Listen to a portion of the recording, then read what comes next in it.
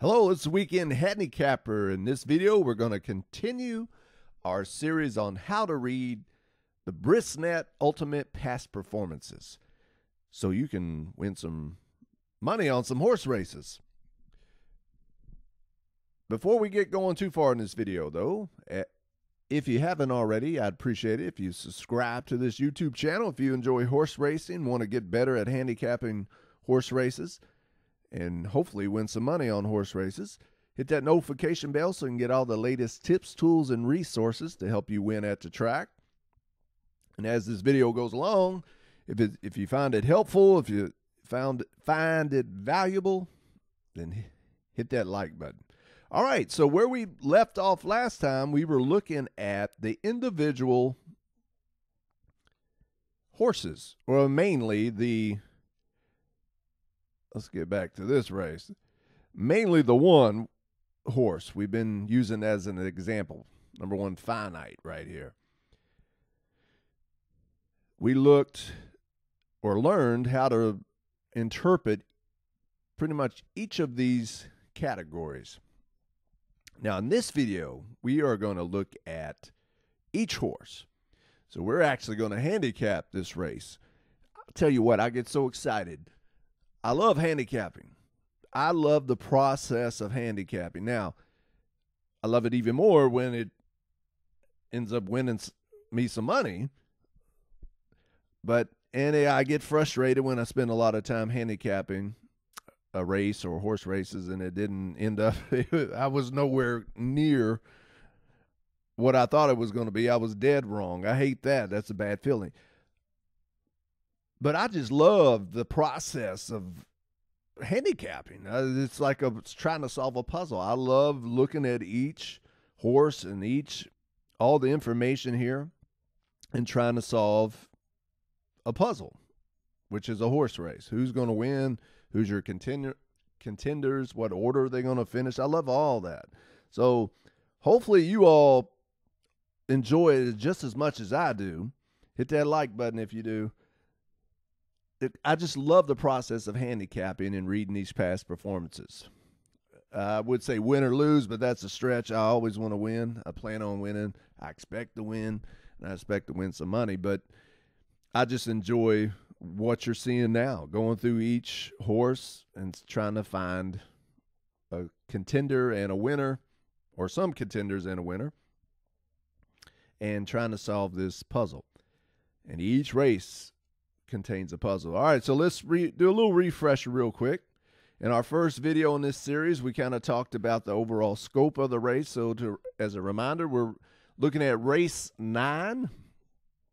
And check the links up below here for the previous videos if you hadn't seen them yet. It probably makes more sense if you watch the first 2 volumes, first 2 parts before you watch this one. So overall, we're handicapping a race that's occurring at Churchill Downs, race 9. This is your wagering menu. It's going to be ran 1 mile and a 1/16 on the dirt. It's called the Goldenrod, a grade 2. That's what the G means, G2. And it's for a purse of $300,000, and it's for fillies that are 2 years old. And these are the post times. So it's occurring on Saturday, November 30th at Churchill Downs. So there's our setup. There's our story. This is what's going to happen. This is our setting. Now, we looked at the one horse to help you learn about, its name, post position, the jockey stats. Here's the trainer stats. The breeding, its starts, its careers, its career and different records at different surfaces and different tracks, so on and so forth. And then in the second part of this series of how to read past performances, we looked at the particular races that this horse has ran at, different distances, class level. These speed figures, pace figures, I'll get to. There's speed figures. This is the running lines. This is the jockey. This is the odds it went off at. And those are the top finishers in that race and the trip notes. All right. Let's handicap this entire race. If you need a brush up on all that stuff I just whizzed through, then watch the other two videos, part 1 and part 2, how to read past performances in this video series. All right, so let's do this one by one. Let's look at each horse. Let's get some practice in on how to read these past performances. To summarize real quick with the one horse, because we looked at this in previous videos, we hadn't even looked at any other horse so far.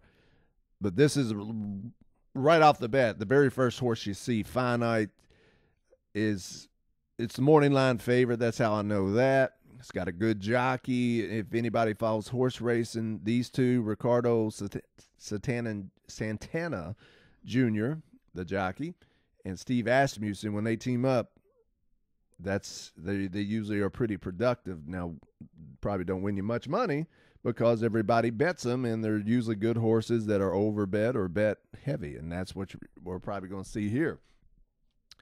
But this for good reason, though, because this horse, look, it's got a 2-race winning streak, and it's came in second twice. So this horse has never finished worse than third. So this is a good horse. Some question marks, if you want to have some question marks about this horse. Remember, this race is 1 mile and 16th. You look down here at the distance. This horse has never ran 1 mile and 16th. Hadn't ran that far yet. So if you're looking to knock it, that might be it. A reason to. Right here, the forecast, if it rains, like this past performances says it might, then that might be a factor to bet against. But if we look over here in the mud stats that the Ultimate Past Performances from Brisnet provides, then that shouldn't be a problem either. It shouldn't have a problem with the off track. So that's number 1, Finite. You got a pretty good contender. Now, before I scroll down and start looking at these other horses, let's talk about speed figures. Again, I had another video about this in more detail, but this is the Brisnet speed figure right here. And what that is the average speed figure, or the winning speed figure, I guess, or I guess it's more the average speed figure at this class level, at this track, at this distance. So keep that number in mind right here, 92. Now we're going to do an entire video on these pace numbers here, but definitely keep this speed figure in mind. So this horse has a 94 the last time it raced and a 98. That was at Saratoga, though. But this 94 is important because it occurred at Churchill. So it's raced. Its speed figures have been at par or higher. So let's go down to Turtle Tax, number 2. You just do the same thing. I mean, it's whatever. I can't tell you whatever factors that are important to you or what you think is important or some of your most used angles. You know, handicapping could be a personal, subjective thing. So, for the purposes of this video, I'm just going over most of the stuff. I'm not going to be biased and tell you what you should look for, but I'll point some things out. Remember, it's 1 mile and 16th. Here's your jockey. Here's your trainer. You want to look for pluses. So this trainer, Ian Wilkes, is doing okay when they win the last race, and that's how we see this. This horse has got a 2-race winning streak. Speed figures aren't as high as number 1 Finite, and it hasn't raced at 1 mile and 16th. And then when you get the comments, it will even tell you that over here. It's never raced a route distance. So, and it'll also tell you it's stepping up in class. So, and you can kind of see that with the maiden 95 at Churchill, maiden 71 at Keeneland. And optional claiming race there at Churchill, you know, when you compare that to these higher level maidens and super competitive racing at Saratoga, and this high level race here, the Rags to Riches at Churchill, so class level, it might be outclassed. So that's number 2. She can't sing. All right. She might not be able to sing, but let's see if she can run. So I think that's pretty self-explanatory now. Don't want to have to keep going over where you find your jockey information and your trainer information. You do want to start looking over here at the lifetime starts and the records and things. So over here, let's reiterate. Anytime you see a circle around a T, that means turf race. So this horse has raced twice on the turf. It's won, or it came in second by a nose, and it came in 4th at Keeneland on the turf. Now, both of these were a mile. So this horse is used to racing route races. It has actually raced at this distance at this track. So that's called horse for course and competitive at today's distance, because if we scroll right over here, wow, won pretty good too. Look at that. Came in first by 7 1/4 lengths. Goodness, what was his odds? Wow, a long shot. So that paid pretty good. 11 to 1 horse right there. If you scroll over here, it says drew off, ridden out. So, man, that horse, I don't know. Will it keep improving? Because look at these speed figures, 69 to 81, up to 87. Can that trend continue? That's what you always got to ask yourself when you're handicapping. Look for those trends and trying to predict what-ifs kind of scenarios. Wow, was that a fluky race, or is this horse coming into its own? That's what you got to think. What's the price on it? If I go over here, 8 to 1 morning line. So you might be getting some value there on this horse. It's won at Churchill. It's won at today's distance. And, yeah, it's stepping up in class, but at the right price, that might be a good bet right here. So, and that's how you would kind of look at these things and kind of see them. If this horse continues to trend upward, and if that price stays around 6 to 1, 7 to 1 maybe, shoot, you might even take a chance at 5 to 1, but I don't know. We'll see what other contenders are there. But the fact that it's won at the track at this distance and is improving, it might be worth a gamble. All right, number 4, Bean. That's 12 to 1. Pretty good trainer here. First at route, does pretty good. That's how you know that right here with these stats. Decent jockey. Says it right here. Switch to high percentage. That's how we know it's high percentage jockey. Winning 24%. So if we scroll down, let's see some more information about this horse. Never raced a route. Remember, these are all sprints. This A with a circle around it means all-weather track. So that's at Presque Isle. Presque Isle has that all-weather track, which means it's not dirt, which means it's not turf. It's a synthetic track. At Arlington Park, that's what this is. If we scroll over here, finished first, blew him away in its debut. So that was its maiden, broke its maiden, stepped up big time at Presque Isle and came in second. And then, now this is interesting. I'm glad this occurred. Yeah, this is good for y'all to know. See all these blanks right here? What happened? It started in post position 2, and it started 11th. And then we don't see anything else. So what does that mean? Well, if we scroll here to the trip notes, it says bumped, stumbled, lost rider. And there was an Elvis movie, I think it was Tickle Me. I stumped, or a bump, stumbled and fell. I don't want to digress in the bad Elvis movies. But sum up, it lost its rider. The jockey fell off. Therefore, you can't win or contend a race without a jockey. That's one of the rules. But it was low odds. So if you can throw out that race, you got these two. That's a pretty competitive speed number. Remember, our number is 92 for speed figure. And that one's pretty good. Then it regressed, I should say. So that's up to you. If you bet that horse, can it compete? I throw out that last race because he lost his rider. Since this popped up, let's reiterate this. Anytime you see that dark bullet like that, this is the workout line. November 3rd at Hawthorne, worked out for 4 furlongs. That's the time. And that bullet right there, that dot, represents it was the best workout out of 41 horses that morning.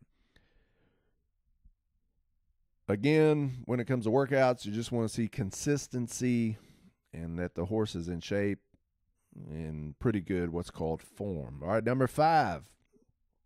And you got to keep in mind, we're doing this. We don't know the scratches. I would hope that before you start handicapping a race, you look at the scratches, because if 2 of these horses are scratched, you're wasting some of your valuable, precious time handicapping horses that aren't going to be in today's race.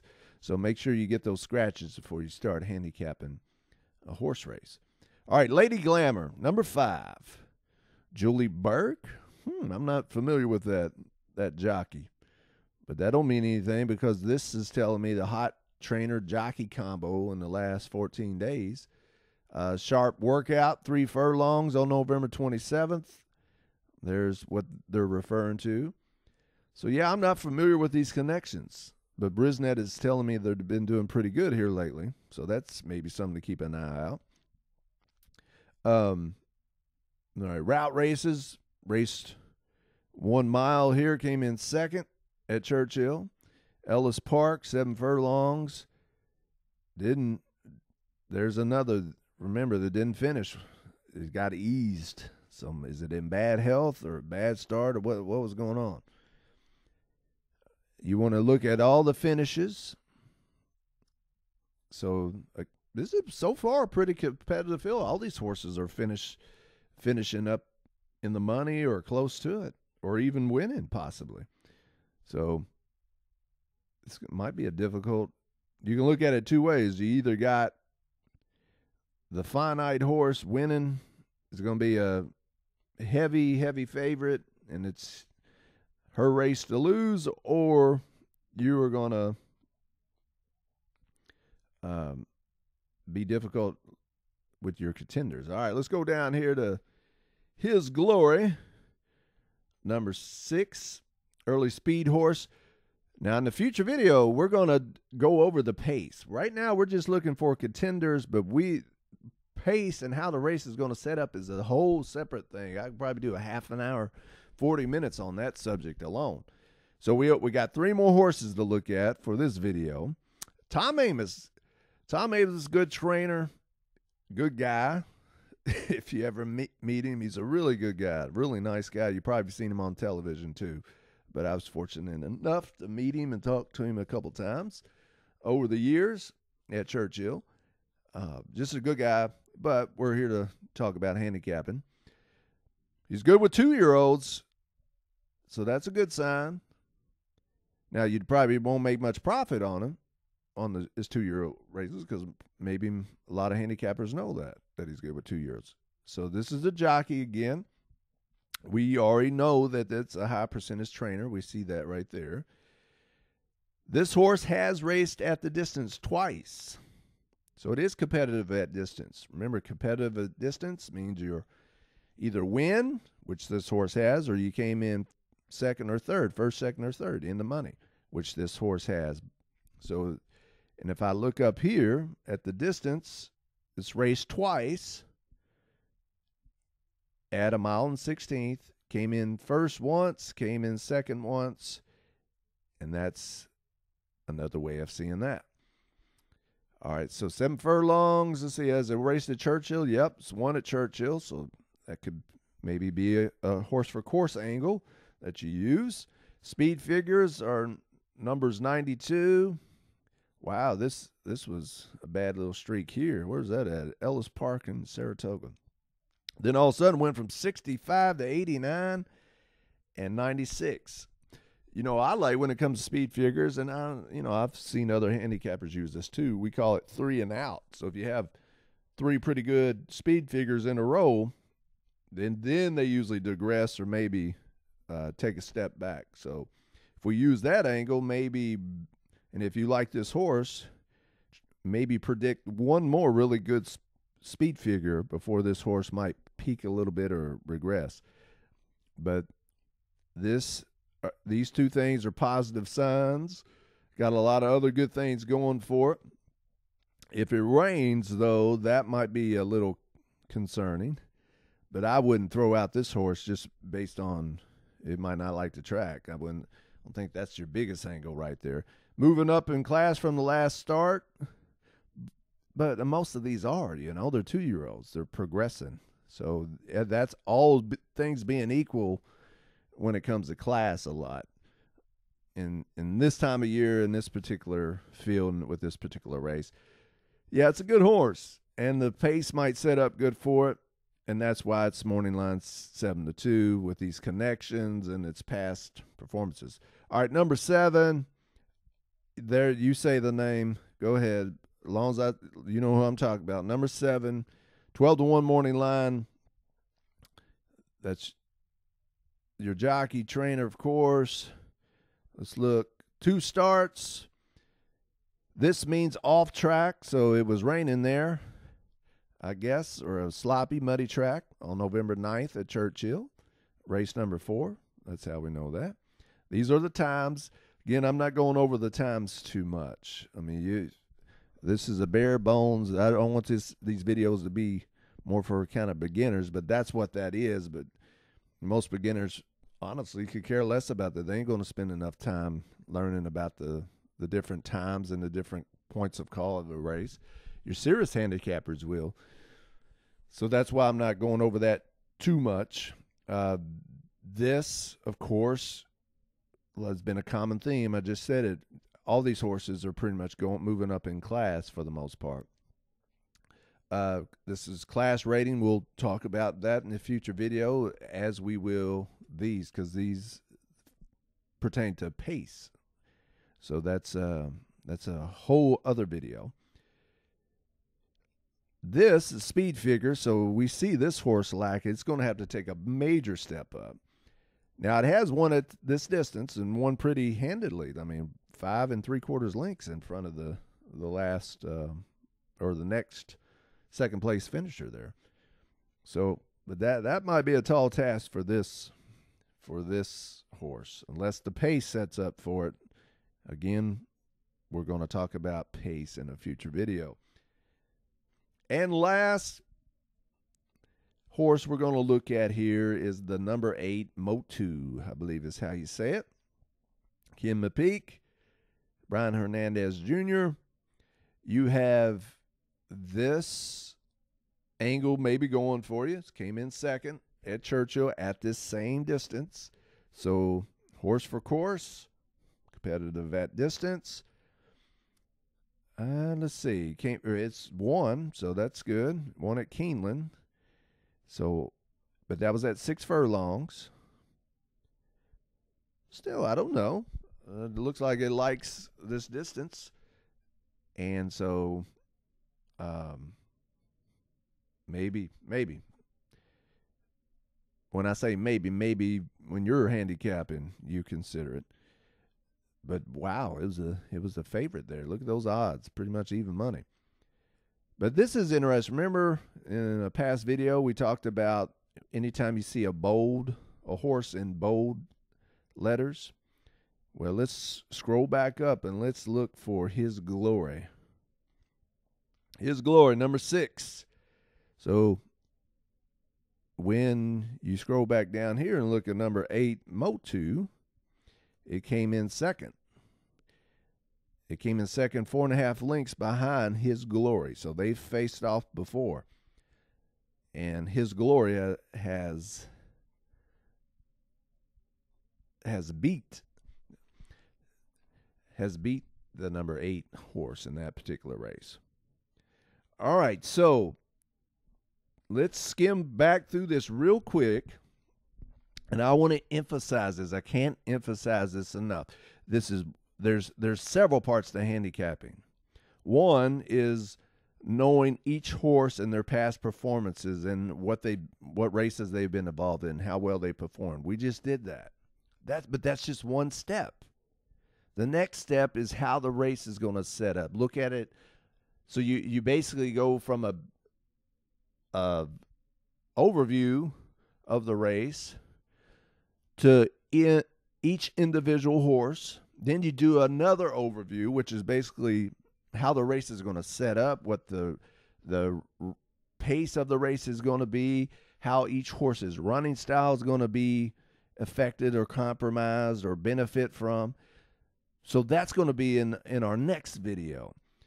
But right now, if you take pace out of it, if you take class out of it, for the most part, when I say class, I mean we're going to look more into this rating in a future video. But if we're just going to skim through it real quick, just picture we got 2 minutes, or let's say 5 minutes to post. We just got at the track. We want some action. We want to bet on something. We're going to go through this real quick. 1, finite, logical, probable winner, but it's also your morning line favorite.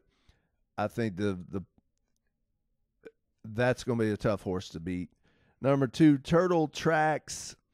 It's on a 2-race winning streak. If it keeps projected, maybe at the right price. Number 3, She Can't Sing. Maybe. I don't know. I doubt it. We need some more things to go on. With 2-year-olds, who knows? Anything can happen. Those suckers can leap up, and when you least suspect it, they can take big jumps up coming into their own. First race on Bean was great. Not so good. Well, I shouldn't say that. It came in second. Throw out that race, so you got these 2 races to go on at a price that, with these connections, could be a good a bet. Lady Glamour. There we go. I'm not familiar with these connections, but it seemed like they've been doing all right here lately. But I think maybe some other talented horses might be in this field.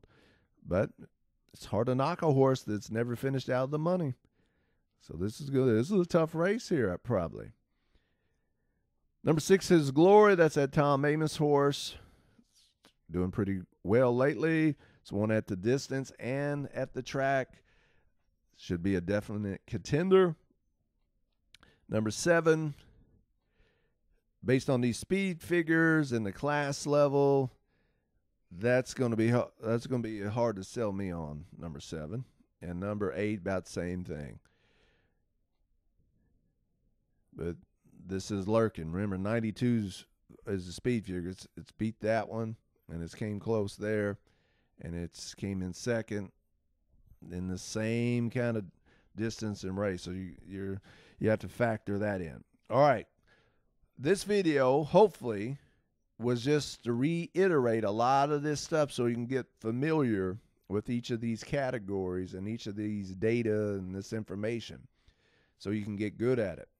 By all means, we hadn't picked our winner yet and our contender because we kind of isolated some contenders. But this is where we're going to go next. In our next video, we're going to talk about these track bias stats and the post and the pace. Because this, to me, this is very, very helpful. This is along with, and this is good enough reason to get your ultimate past performances from Brisnet. We'll go over this. I'll explain what this is. And it can really, if you put a lot of emphasis on pace handicapping like I do, then this can be a tremendous tool. All right, if you like these past performances, look in the description of this video. I'll provide a link. You have to be either a Twinspires account holder to get these free past performances, as long as you bet on the track that you download and you bet on that particular track's race card on that day, then you won't have to pay for them. You'll just have to bet on it, and hopefully you'll be a winner. So stay tuned as we continue this series, as we keep trying to decipher this tough race of these 2-year-old fillies to try to find a winner, or maybe come up with some exactas. We'll see. We'll see what the future holds here in this future video.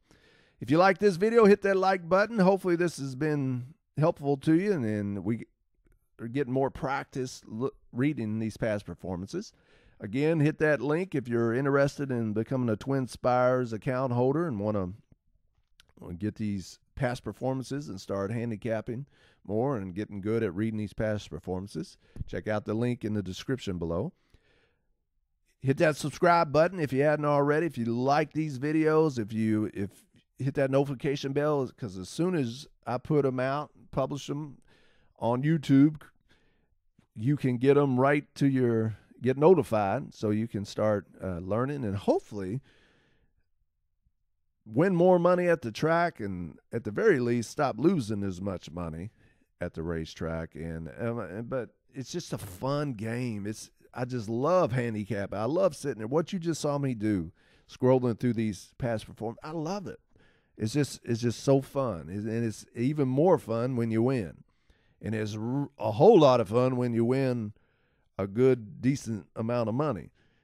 Nothing better. And you look, and this is where it stems from. When you first spotted this particular horse that might be not bet and going off of good odds, or you figured out this pace scenario of these horses, and you put that right combination up that gives you a good exacta or a superfecta. It's wonderful. So hopefully this video and this series of how to read past performances has been helpful to you. Remember, please stay tuned to our future video where we're going to look at pace and all these numbers up here, all these categories right up here, and I'll explain what those mean, and hopefully those can help you your handicapping. So until next time, happy handicapping, smart wagering, and take care.